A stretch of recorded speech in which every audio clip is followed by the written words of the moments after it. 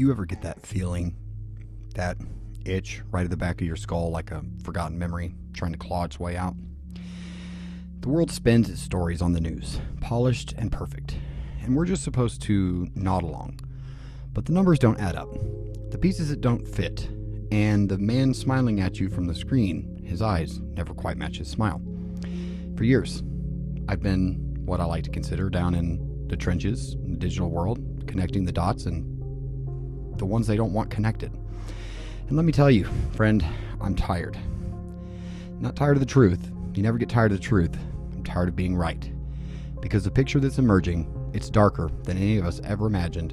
And at the center of it all, more than any politician or general, is a mild-mannered tech billionaire with a savior complex and a plan for the rest of us.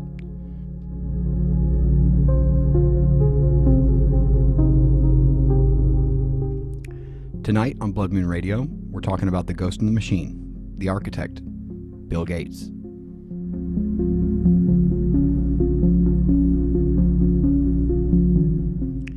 It all starts where all good conspiracies do, with the slip of the tongue. A moment where the mask falls away and the real plan is revealed, just for a second, to those who have the ears to hear it. They think we're not listening. They think we can't understand their lofty scientific language, but we can. The year was 2010. Bill Gates takes the stage at a TED conference. The topic? Climate change. Innovating to zero carbon emissions. Seems noble, right? That's what they want you to think. He starts talking about an equation. CO2 equals P times S times E times C. Population, services, energy, and carbon.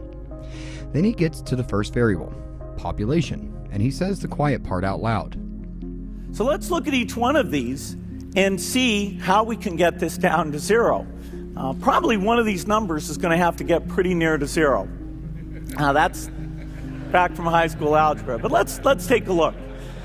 First, we've got population. The world today has 6.8 billion people.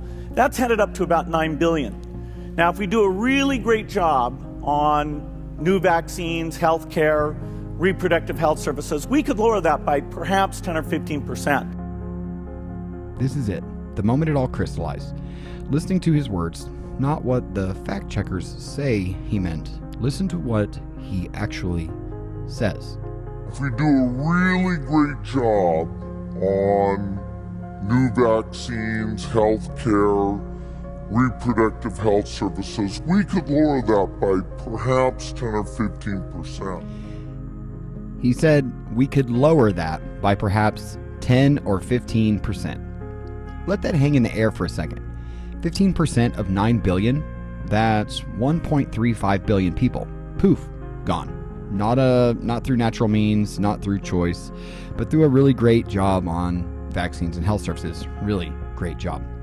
They'll tell you you're crazy for hearing that literally. They'll say he was talking about reducing the growth rate, not the population itself.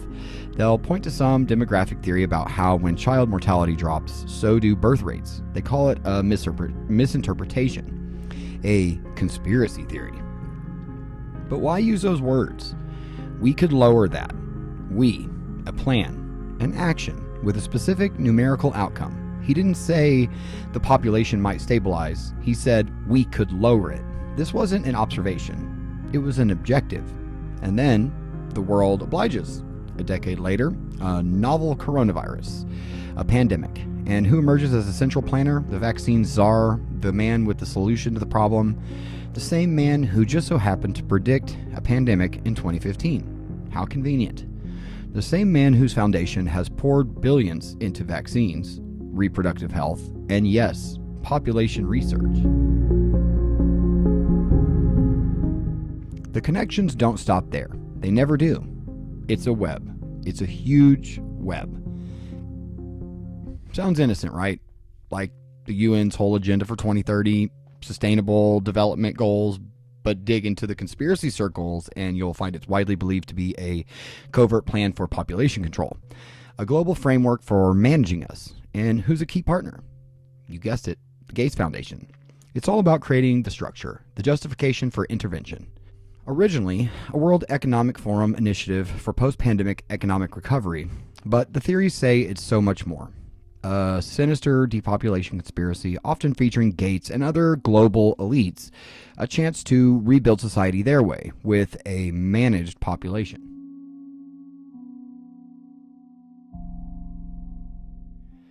Microchips are something that we all should talk about. This is the one that they love to mock us for.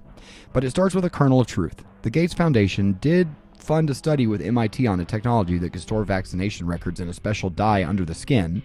They call it a breakthrough for the developing world. I call it the foundation for a biometric surveillance system. Once you're chipped, can you ever truly opt out? They've made him the voodoo doll for every crazy theory. A figure accused of everything from testing deadly vaccines in Africa to facing trial in India. And maybe not all of those stories are true. Maybe that's the point, to drown the real terrifying truth in a sea of nonsense so that reasonable people roll their eyes and walk away. But the core remains, the slip of the tongue, the mathematical equation where human life is a variable to be solved, the relentless push for a global, top-down medical solution to a problem defined by global elites.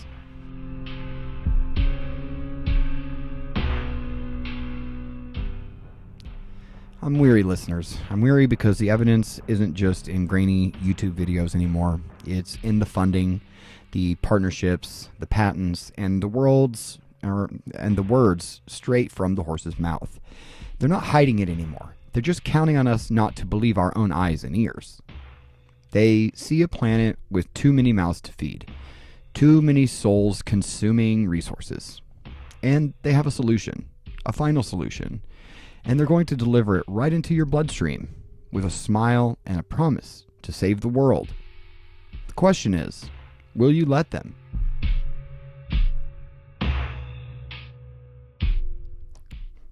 Well, what do you think? Join the conversation. Were we right? Or were we crazy? Search the clues for yourself. The links are in the description. Follow Blood Moon Radio. Stay in the shadows and keep looking up.